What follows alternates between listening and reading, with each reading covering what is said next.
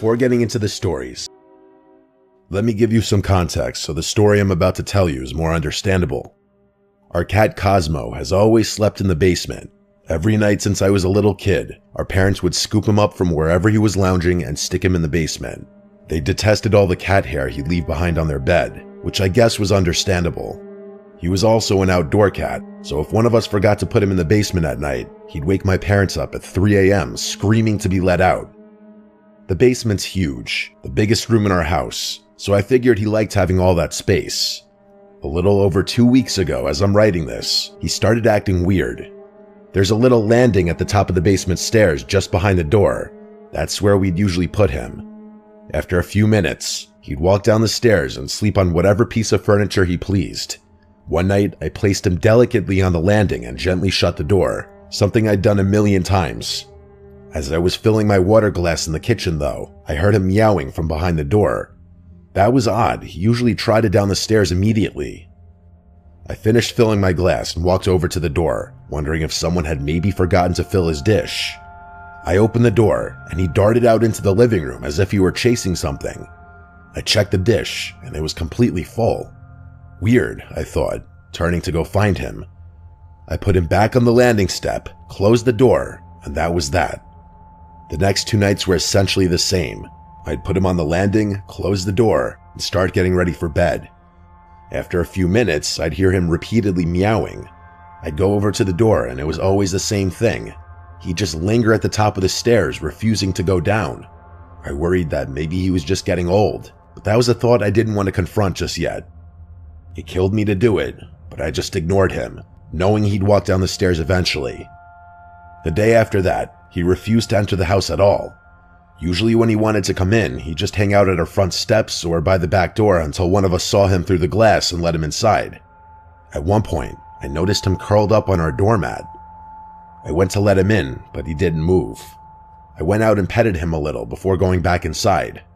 A few hours later, I walked by the door again and saw that he still hadn't moved. It was getting late, so I picked him up and carried him inside, which he wasn't too happy about. I knew he didn't want to go to sleep downstairs, so I let him sleep in my room that night.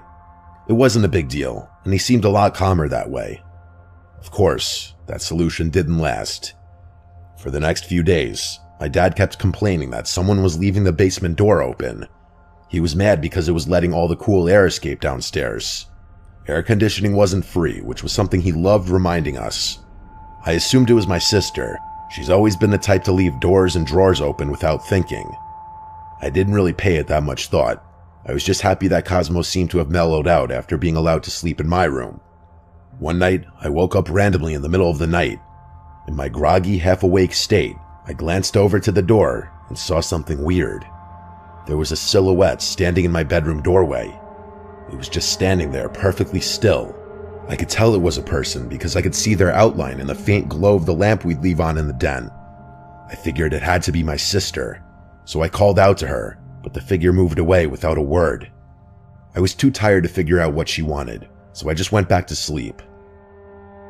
A couple of days later, we discovered what had been keeping Cosmo away from the basement. A flea infestation. The whole place was crawling with them. It was disgusting. We assumed the fleas were the reason Cosmo had refused to go down there, which made sense, but it was strange how they came out of nowhere. We'd never had a flea problem before, and Cosmo always wore a flea collar. My dad yelled at my mom for not changing out his collar, even though she swore she had. My dad went all out, tearing through every corner of the basement to clean it thoroughly.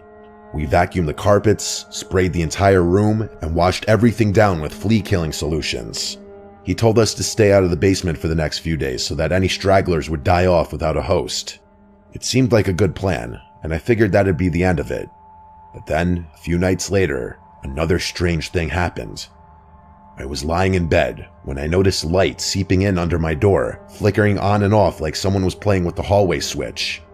I told myself it was probably just my dad getting up to use the bathroom or something. But the flickering continued, going on for longer than seemed normal.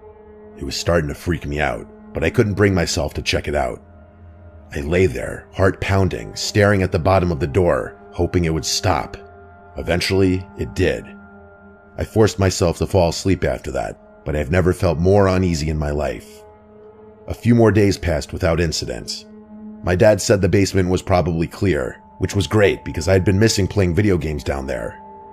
After getting home from school, I went down to the basement. As soon as I got down the stairs, though, I noticed something was wrong. There were still fleas down there, a decent amount of them. It didn't make any sense. After all the cleaning, they should have been long gone. I went back upstairs to call my dad at work, but he just said to give it time. He insisted that any fleas left would die soon enough. I couldn't shake the feeling that there was something else going on, though.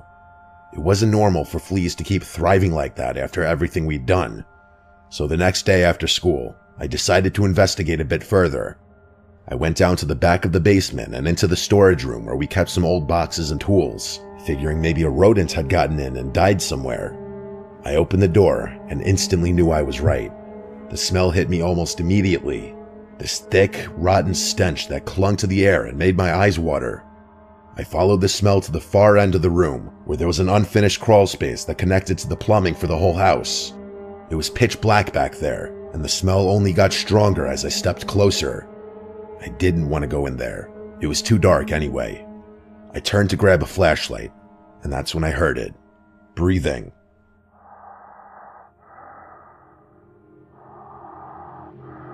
It was faint at first, but steady, like someone was hiding in there. I froze. I felt a pit forming in my stomach. The breathing got louder, as if whoever or whatever it was coming closer. I backed away. Before I could react, I saw a figure lunge toward the end of the crawl space, moving fast.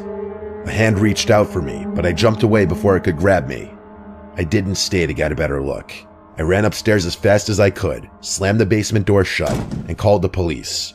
When they arrived, they searched the house, but there was no sign of anyone.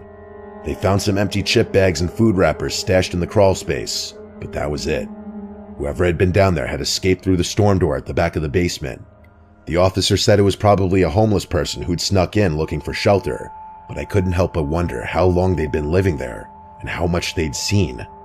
My parents were twice as shocked as I was. We've kept the basement door locked ever since, and Cosmo still won't go anywhere near that door.